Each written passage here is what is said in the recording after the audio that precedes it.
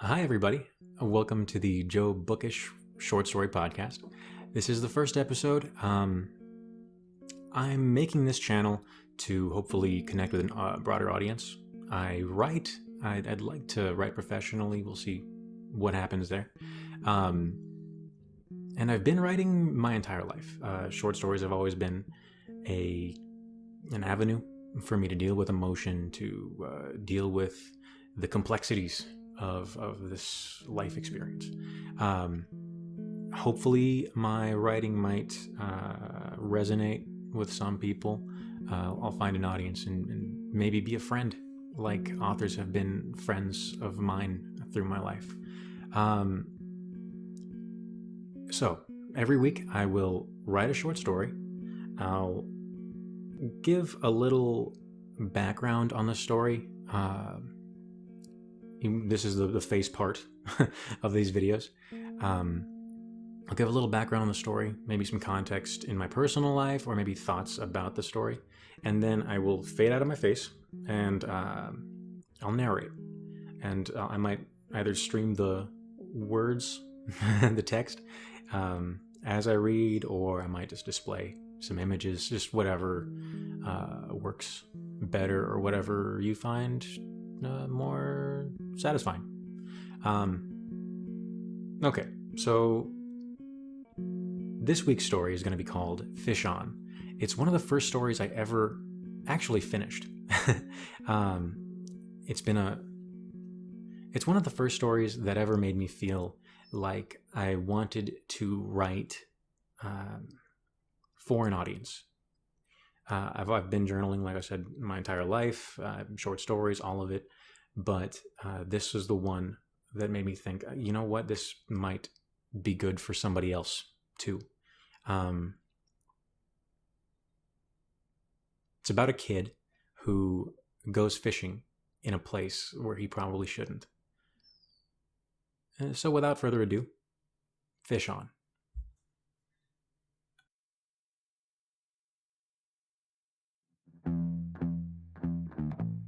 "There are fish in that lake bigger than a man," his friends told him, seated at a dinner table under the light that hung like an interrogator's lamp. "Swallow you right up. Don't nobody fuck around out there. You shouldn't either. They're monsters." He found himself on the edge of the lake's only pier, defying his friends just to prove he could. He'd catch one of those monsters and haul it home, mount it, and sell the sucker for a quick buck. His toes suspended over the water, he sat in perfect silence. "If the fish don't get you, nerves will," he thought to himself. He watched the floater on the end of his line bob up and down in an imperceptible breeze. It was his 10th summer in Macon, 12th summer alive. The kids regarded him as an outsider because he wasn't born there, but he aimed to prove himself better than them, native or not. The evening sun edged downward, casting an orange hue onto the water's surface. A mosquito landed on his shin and bit. Had his eyes not been glued to the floater, he'd have been furious. But there it was, vanishing and reappearing in the water. Something was about to happen. His stomach tightened, and he adjusted the grip on his rod. The mosquito finished, flew off, and the floater began to move away from the pier, slowly at first, but with increasing speed. He let the line run with the fish. Didn't want to lose it too quickly. Better to tire it out first. After about 20 feet, the floater stopped completely, then sank in an instant and didn't reappear. His rod whipped forward from the stress of an enormous pull. The boy stood up and braced himself against a 4-inch beam that jutted up from the pier's base, and began to reel in his line. He wondered if his 50-pound test would suffice, supposed it was maybe too late for wondering, it'd have to do. He reeled haltingly, rod bent like a sapling snare. The reel click, click, clicked while the boy held out to see what his game would do next. The fish seemed to be playing along nicely.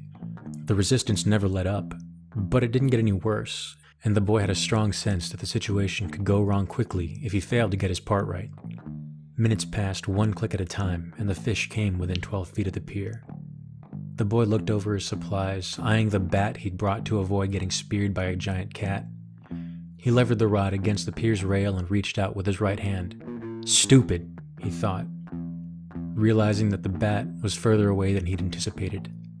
This fish was huge. He didn't want to risk agitating it by tugging on the line edging his way over, but he had no alternative. Rod tension distributed into both hands, he crept onto his feet and elevated the reel assembly to his waist. He allowed the rod to straighten out a bit, bending his wrists until the rod was almost perpendicular to his body. He thought about how he'd look if one of his friends saw him holding a fishing rod straight out like his pecker, but he knew none of those kids were brave enough to be out here anyway. He lifted his right foot, moved it a few inches, and planted it firmly on the next board over. His stance was now 8 inches wider, but the fish hadn't noticed. He lifted his left foot.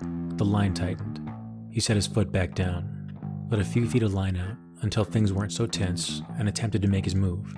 First his heel. A tug. He breathed as slowly as possible, closing out everything in the world but himself, his pier, the fish, and the line connecting it all. His foot peeled from the board, back to front. He felt the ball of his foot lift off, and finally his toes were in the air, a hair's breadth above the board. A large mass in the water surged backward, and the boy felt himself lean and lose balance. The line kicked forward into the lake, pulling 2, 5, 10 feet outward before the boy had a chance to react. He was in the air, watching the water's murky green surface fly toward his face. On the left, an unfamiliar sound triggered the boy to take one last curious look at his environment. The enormous flat head of a monster cat loomed dark, water pouring into its vacuum mouth like a vortex. The boy hit the lake and the rod struck his eye, bringing his gaze forward.